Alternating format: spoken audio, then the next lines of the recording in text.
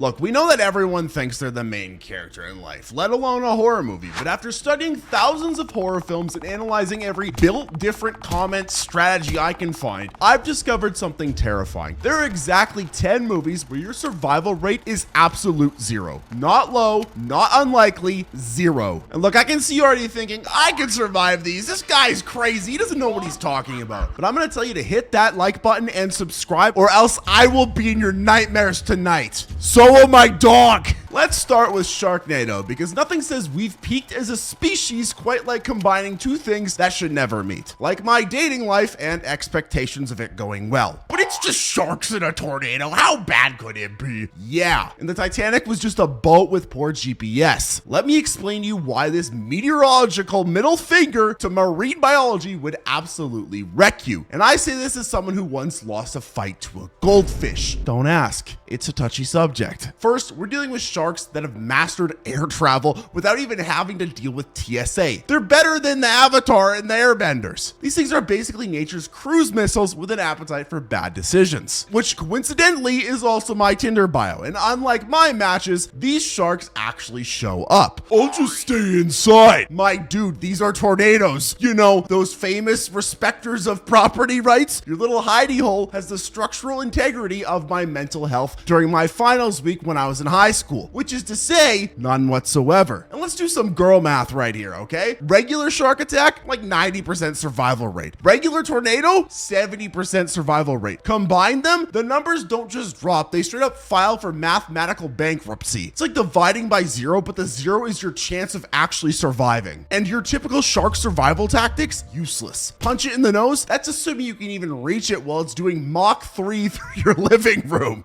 Swim away, buddy. When sharks have mastered aerial warfare, your doggy paddle isn't exactly going to cut it. Even if you're some Sharknado survival expert, which I'm clearly not, and I know you're not. Like, what's your game plan here? The sharks are above you, below you, and probably doing synchronized swimming routines in your pool while waiting for you to make a run for it. It's basically Final Destination meets Shark Week, directed by Mother Nature during her villain era arc. If you think flying death fish are bad, wait until you see how your kid's iPad issues becomes a portal for something that makes Sharknadoes look like a SeaWorld petting zoo. Come plays what happens when technology decides, hey, let's add eternal damnation to the user agreement here. And like everyone else on Earth, the main character didn't read the terms and conditions either. The story follows Oliver, an autistic kid who uses a tablet to communicate, who let me say is already making better life choices than me, who uses technology exclusively to argue with strangers on the internet about pizza toppings at midnight. But then his tablet introduces him to Larry. And trust me, Larry isn't a normal guy.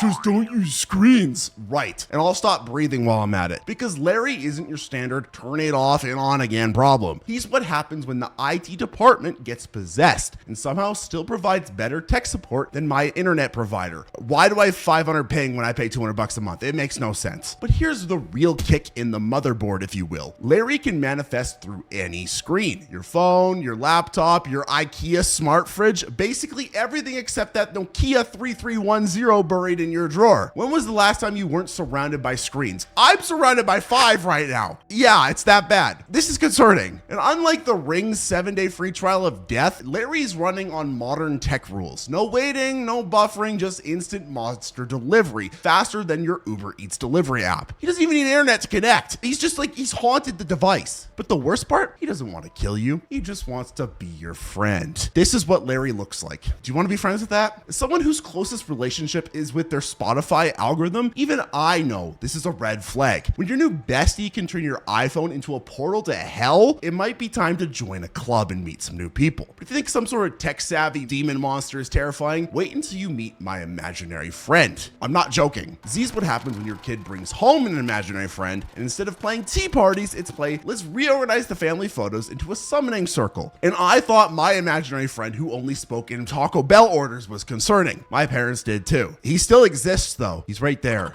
This movie hits different because it preys on something we all know. You can't win an argument with a child. I once watched my nephew debate why Minecraft should be considered a food group for 45 minutes. Now imagine that energy, but the kid's debate partner is literally supernatural and obsessed with the family. You just don't get it. It's just an imaginary friend. It can't do anything to you. It's not real. Well, Z isn't your standard under the bed monster. It's got a family legacy longer than my list of abandoned hobbies. This thing passes down through generations like trauma in a therapy session, except instead of emotional baggage, it's bringing actual murder. Here's the part that'll keep you up at night. Z doesn't just haunt your kid. It's playing 4D chess while you're still trying to figure out why your child is suddenly redirecting their room into an exorcism aesthetic. While you're Googling how to sell my possessed child and trying to get advice from your Facebook mom group, Z's already in your family and he's turning your family photos into his greatest hits of horror. He's got your kid painting demons on the wall and he's setting your house on fire. But the real kicker is when you try getting professional help. Picture explaining to a child psychologist that your kid's imaginary friend has a better long-term planning strategy than your retirement fund. I can barely explain to my doctor anything. Try explaining supernatural generational trauma that is an imaginary friend. But if you think a family destroying imaginary friend is rough, wait until your sister's apartment complex gets a demonic renovation from hell. Evil Dead Rise proves that demons finally discovered the housing market. They took one look at cabin prices and said, forget the woods, let's get that downtown high-rise murder view. Honestly, smarter financial planning than me in my early 20s. Why didn't I invest in Bitcoin when I was 4? I could have been a billionaire by now.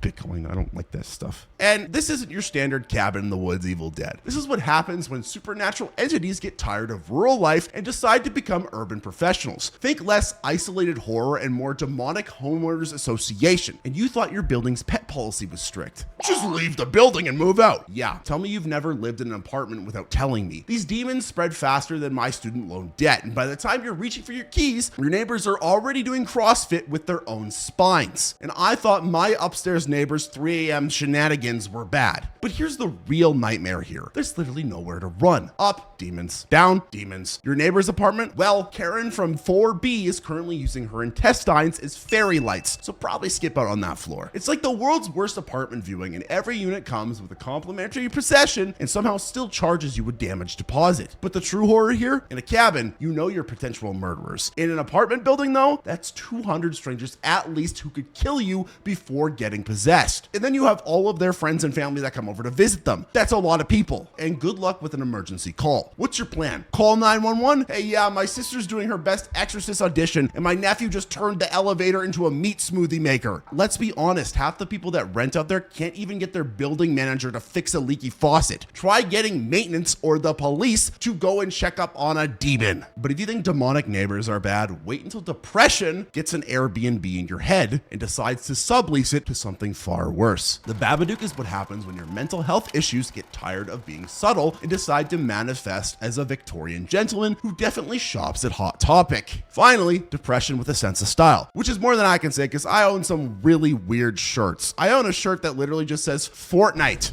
Fortnite, Fortnite. I'm not joking. This video gets 10,000 likes, I'll show it in another video. Most horror movies at least give you the dignity of running away. The Babadook though, this thing moves into your brain faster than my ex-wife Becky divorced me. Just get therapy, it'll definitely solve it. My brother in Christ, the Babadook is the therapy. If your therapist wore a top hat and showed you a director's cut of your trauma instead of asking how that makes you feel. But here's the real kick in the teeth here. You can't beat it, you can't banish it, you are stuck to live with it forever. The best you can do is negotiate shared custody of your consciousness like some sort of cosmic divorce settlement. And guess what? It gets weekends and holidays and every 3 a.m. when you're trying to sleep. The true horror hits when you realize this dapper nightmare is just your internal monologue putting on a costume. Imagine if every single negative thought you had of you watching right now instantly became a monster. The world would be over in like 5 minutes and nobody else gets it. Try explaining to your friends that your depression learned origami and started leaving pop-up book threats. I can barely convince people I'm fine when I am clearly not. Now imagine adding being haunted by a Victorian grief counselor from hell to that conversation. And also imagine dealing with this. But if you think your mental health becoming a fashion-forward demon is bad, wait until a maternal instinct gets a horror movie makeover. Literally. Goodnight Mommy asks the question, what if your mom came home different? Not discovered healing crystals on Facebook different. We're talking something is wearing mom's skin as a trendy fall outfit different. And I thought my mom's essential oils phase was scary. Most kids worry about their mom finding their browsing history or their report card. Let me just say I did not know how to clear my browsing history till the age of 16. Yeah. These twins, though, they're playing the world's worst game of spot the difference, where losing means death and winning means, well, also death. Probably. It's like Home Alone, but if Kevin McAllister had an existential crisis instead of paint cans. Just call someone for help. They'll surely help you. Oh, sure. Let me just dial 911 and say, hi, my mom's acting sus. And not in the normal, she posts minion memes on Facebook way. Let's be real. You're not going to be convincing any authorities that your mom is actually not your mom. But here's the real psychological gut pinch. You're trapped in a house with something that has access to your entire childhood highlight reel. It knows your favorite cereal, your imaginary friend's name, and that time you peed yourself at Disney World. Either that's still mom in there, or something's been taking better notes on my life than I ever did in school. But the true horror creeps in with the little things. The way she tilts her head, how she smiles a second too late. It's like someone learned human behavior from an AI that was trained exclusively on Christmas movies. It's a little too perfect, and your memories completely useless. Was mom always like this and you're just now noticing? Or is something wearing her face like a discount Halloween mask? But if you think family identity horror is rough, wait until Hollywood decides your soul is worth less than your Instagram follower count. Literally. Because Starry Eyes is what happens when I die for this job becomes less of a metaphor and more of the job requirement. Finally, a movie out there that makes my attempt at becoming a YouTuber look like a mentally stable career choice. Fun fact, it's not. This isn't your standard struggling actress meets creepy producer story. Though that's horrifying enough. Our girl Sarah discovers that the real price of fame isn't just your dignity and a soul-crushing Instagram addiction, it's your entire epidermis. Yeah, just don't take the role. Tell me you've never had imposter syndrome without telling me. When Hollywood offers to make you a star and it's the #1 thing you've wanted your entire life, are you gonna say no? A lot of people are gonna say, yeah, I'm gonna say no. But really, if you were in that situation, what would you do? But here's the real nightmare fuel. The physical transformation that they make you go through is just the appetizer. While most of us lose our minds for trying to get more than 12 likes on our Instagram posts, Sarah's literally shedding her humanity for IMDb credits. It's all the toxic influencer culture, but with a side of actual flesh melting. Turns out no pain, no gain hits different when your skin is doing a farewell Eras tour. Is this movie a metaphor for Taylor Swift? I don't know. Did I just piss off a lot of people saying that? I don't know anything about Taylor Swift, so please don't hurt me. The true horror though, everyone in the industry acts like this is totally normal. They're just casually like, we're gonna need you to metamorphose into an eldritch horror of pure ambition. Also, the rap parties bring your own booze. And all the while Sarah's thinking this is still better than her Yelp reviews from waitressing, so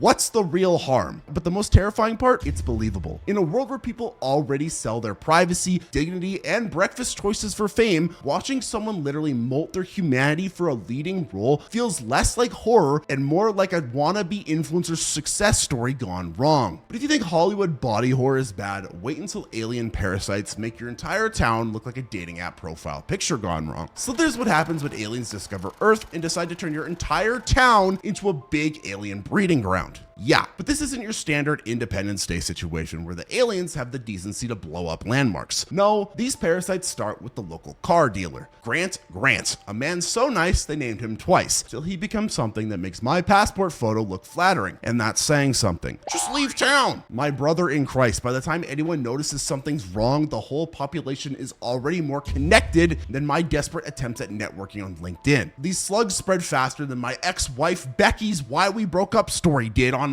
And that's with about the same amount of body horror. Here's the real nightmare fuel though. These parasites turn you into a walking, talking GPS for their meat-based social network. Imagine your entire town becomes a flesh Facebook where everyone's posting at once. And unfriending someone means literally splitting apart into two. But the truly messed up part, some people actually improve after infection. When your town drunk joins an alien hive mind and starts making better life choices than me, that's not just an invasion. That's a personal attack on my dignity. Though to be fair, even parasitic aliens would probably take one look at my life decisions and decide to find a better host, because let's be honest. And fighting back, please, these things are harder to get rid of than my commitment issues. They're like that one person who won't take the hint after a first date, except instead of sending you their Spotify playlist they made you, they're trying to absorb you into their collective alien consciousness. But if you think alien body horror is bad, wait until you see what happens when a boarding school's dark secret makes demonic possession look like a freshman orientation. I recently just watched this movie, and God, this is a good movie. The Blackcoat's daughter is what happens when someone looks at a Catholic school and thinks needs more Satan. But this isn't your standard spooky boarding school story where the worst thing is Mystery Meat Monday. We've got two girls abandoned during winter break. Already a terrifying setup, but then something weird goes down. I can already see you saying, just leave the school. With what transportation? We're in the middle of a snowstorm. The power of positive thinking? The campus is empty. Nobody is there. It's the middle of winter. Nobody is coming to get you. But the real psychological gut punch here is the demon isn't the villain. Loneliness is. You literally watch this movie and watch someone choose possession over being alone. That hits pretty damn hard. Can you imagine being so lonely that you would rather be possessed by a demon so at least you had someone to talk about? I can relate to that. And that's not even a joke. But like, that's such a cool concept when you think about it. The true horror though is the long game this thing plays. While other movie demons are doing their best Linda Blair impression, this one's playing psychological chess with more patience than my mom waiting for grandkids. It's not happening, Mom. And don't get me started on the nuns. They're either completely oblivious or running history's worst after-school program. Today's lesson, advanced demonology. Remember, possession is just spicy mindfulness. It's kind of like praying when you think about it. But do you think Satan's boarding school is rough? Wait and see what happens when withdrawal meets possession. And hitting rock bottom means finding something worse underneath. The Evil Dead, released in 2013, isn't just a horror movie. It's what happens when rock bottom starts digging. And unlike my rock bottom moments, which usually just involves drunk texting my ex-wife Becky, this one comes with a complimentary demon who's ready to make this look like a spa day. But this isn't your standard cabin in the woods situation where the teenagers die because they're too horny. 5 friends show up for a DIY rehab, which is already a bad idea. Here's a pro tip though. When your recovery spot comes with a basement full of dead cats and a book that's literally screaming at you, maybe try something else. Just don't read The Evil Brook. My brother in trauma. We as a species still fall for the Nigerian prince emails. There's a reason that became a joke, because people fell for it and they still do. Of course someone's gonna read the human skin-bound diary. And unlike my poor life choices, which only haunt me at 3 a.m., these consequences are immediate, permanent, and involve the kind of body horror that would make a grown man cry. But here's the real psychological kick in the teeth. The demon specifically targets the person at their lowest, the person fighting addiction. They take the most broken of everyone around them and then possess them to do horrible acts. But the true horror, nobody believes you when you need help most. Everyone at your cabin is just like, oh, she's just going through withdrawal. She's gonna be a little upset. And while that's happening, she's experiencing things that would make Cthulhu file a complaint with HR. And escape? Please. This demon's got more ways to kill you than I have commitment issues. And that's saying something. It turns every injury into a death scene that makes my dating history look like a Disney movie. And that's why these movies have a 0% survival rate, no matter how built different you think you are. Hit subscribe if you survived this video, and then like the video and comment why you think you would survive any of these movies. I'd hear you out, but there's no way you're surviving. But if you want to see more movies that you definitely wouldn't survive, hit the playlist on screen right now for tons of my other videos on this topic.